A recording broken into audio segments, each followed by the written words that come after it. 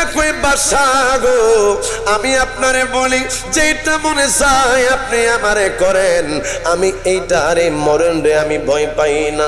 বাসায় রাইগা গেছে, বাসায় ডাক দিয়া কই জল্লাদ রে, আরে জল্লাদ যা রে যা, এই বড় ভাইটারে আলগি মাইরা এখন এই মুহূর্তে এই গরম কলটে গরম যে তেল আছে এই তেলের মধ্যে ফালায়া দে।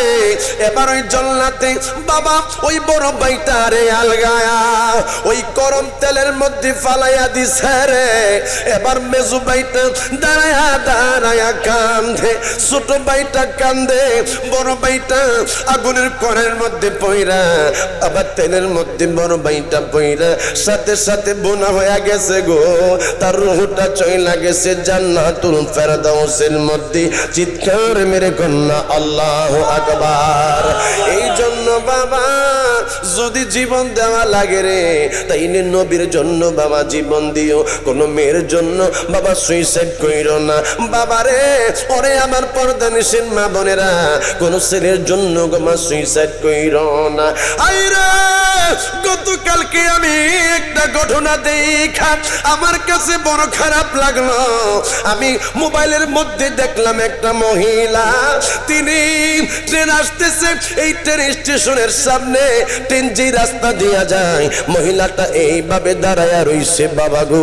মেয়েটার ওই মহিলাটার মনে কি ব্যথা মনে কি কষ্ট আমি জানি না, কিন্তু মহিলাটা ট্রেনের সামনে দাঁড়ায়া রইছে আর ট্রেন তার উপর দিয়া বাবা চইলা গেছে। আরে পরাদানি সিনেমা, আরে আমার নূরপুরের যুবকের, আরে কোন মেয়ের জন্য কোন ছেলের জন্য তোমরা মইরো না। যদি মরতে হয় তাইলে আমার নবীর জন্য মইরো। আমার নবীর জন্য মরলে গো কবরের মধ্যে আমার আল্লাহ জান্নাতি হাওয়া চালু করে দিবে। জবানটা খুলে বলেন বাবা ঠিক কিনা? বড় ভাই নাই রে নাই, ছোট দুইটা ভাই কান্দে। এবার মেজু ভাইরে বাচ্চা জিজ্ঞাসা করে, আরে মেজু ছেলে তুমি কি বলো, তুমি কি মুসলমানদের ধর্ম ছাড়বানি নাকি তোমার বড় ভাইয়ের মতো তুমিও এই গরম তেলের মধ্যে পইরা মরতে চাও? মেজু ভাইটা ডাক দিয়া কয়ে, বাসা আমার বড় ভাইটা নিয়ে আপনি ফালাইয়া দিচ্ছেন।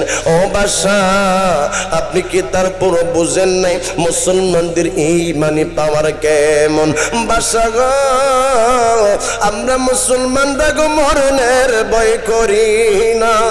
বাসা জল্লাদ রে কই জল্লাদ দেরি করিস না রে, এই মেজু ছেলেটারও এবার আগুনের এই কুণ্ডুলির মধ্যে যে তেল এই তেলের মধ্যে ফালাইয়া দে।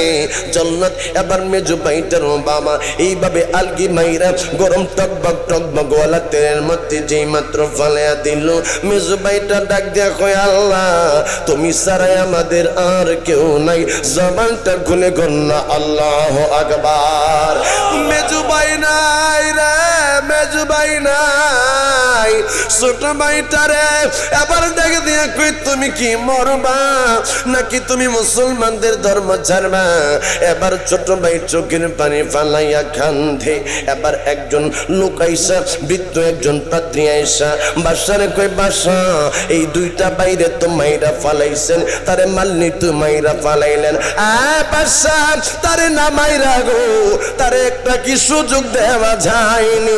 আরে পাত্রী কি সুযোগ তুমি চাও? কই বাসা আপনি তারে আমার কাছে দিয়া দেন। কই তুমি আবার তারে নিয়া কি করবা? কই আমি তারে কয়দিন রাইখা গো আমি তারে খ্রিস্টান ধর্ম গ্রহণ করে আপনার কাছে নিয়ে আসব। আরে পাদ্রী কেমনে কেমনে কেমনে এইটা সম্ভব হবে?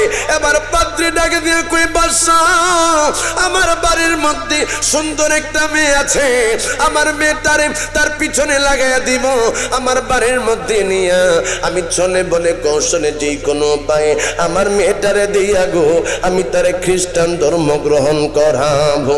বাসায় কই কয়দিনের সময় নিবা? কই আমার 40 দিনের সময় দেন, 40 দিন পরে আমি তারে খ্রিস্টান বানাই আপনার কাছে নিয়ে আসবো। বাসায় কই যা রে যা, তোরে 40 দিনের সময় দিলাম, 40 দিন পরে তুই আমার কাছে নিয়ে আসবি। চিৎকার মেরে কন্যা আল্লাহু আকবার।